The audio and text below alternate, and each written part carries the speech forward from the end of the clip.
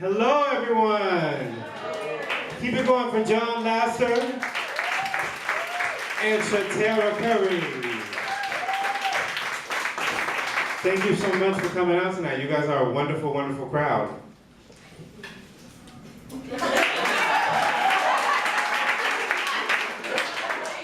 That's not a diss. I haven't started dissing anybody yet. I was trying to start off nice first.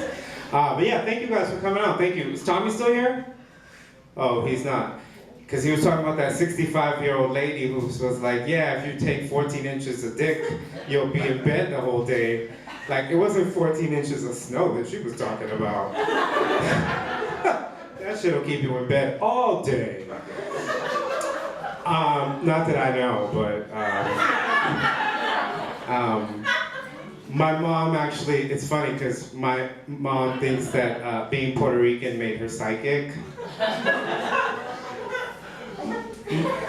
My original name was supposed to be Juan Gabriel. For those of you who don't know who Juan Gabriel is, he's like the Mexican version of Luther Vandross, the Mexican version of Liberace. So right around the time that I was gonna be born, my mom heard all these rumors that Juan Gabriel might be gay. So she thought that if she named me Juan Gabriel, that I would grow up to be gay. Well, she was right.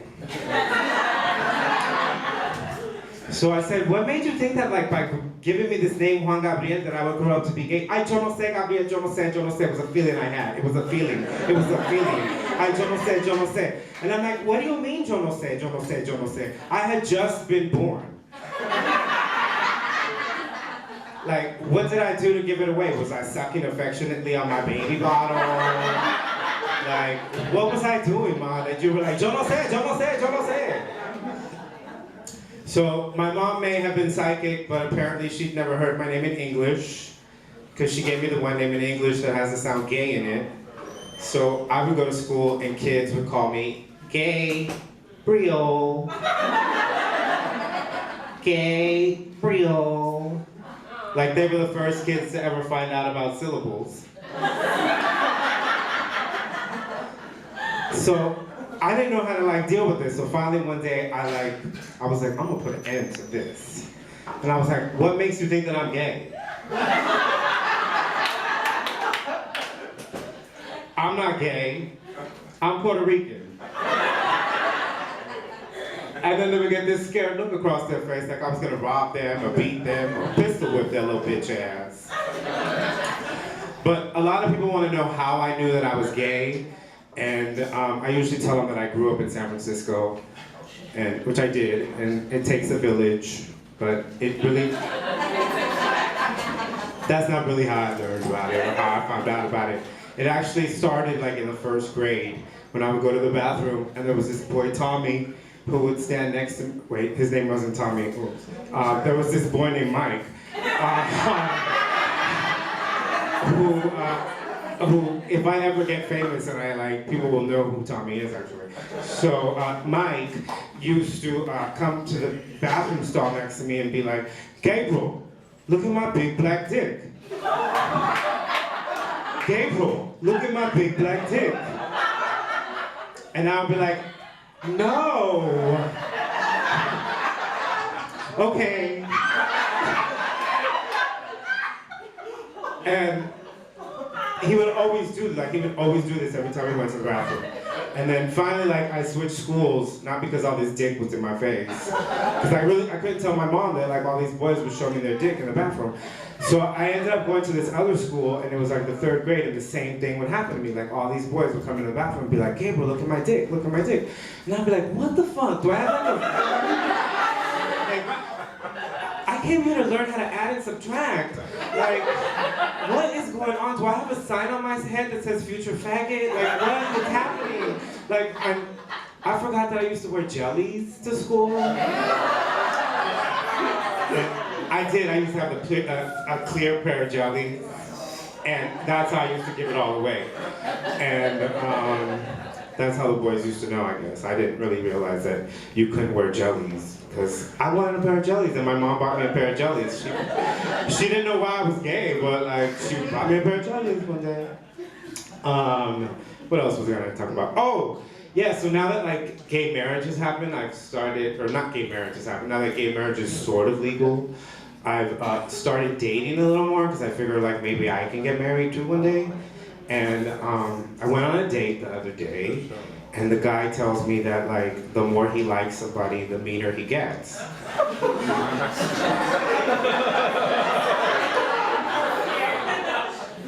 So I was like, is this a red flag? Because apparently you really like me right now if we're still on this date. Like if this is like our second date, you must really like me if you ask me on a date, because I don't know what the fuck is gonna happen. Like the more I get to know you, like I don't know if I can deal with all this. So I ended that one because I didn't want to find out what happened the more I get to like you, whatever that meant. So the other day I went on a date with this guy to Queen's Pride, which was like a big mistake. Queens has like this big gay pride event. I'd never been, so I was all excited to go and be proud. And I get there and it's like this big huge event and stuff is happening. And I find him and then he's like, I need to go take a walk. That's what I said. So I'm like, all right. So I'm walking with him like behind him and I'm like, hey, I'm still here, I'm still here. And he's like walking with this other dude at this point, right? Yes. So I'm an asshole. So I'm following them. And I'm like, I'm gonna find out what's going on here. So I'm like, hi, like, and I talk to the new dude, whatever. I introduce myself, and it's like crickets. Everybody's quiet, like I'm interrupting something, like my date. So I figured, I was like, oh, maybe I'm not supposed to be a part of this thing. Let me pick up my phone, like somebody called me. So I pick up my phone, and I'm like looking at my phone, and I turn around and they're gone. I guess he still really cares about me because 4 hours later, after they finish fucking, I get a text. It was really nice to see you. I hope you get home safe. Yes, and I'm supposed to be trying to get married.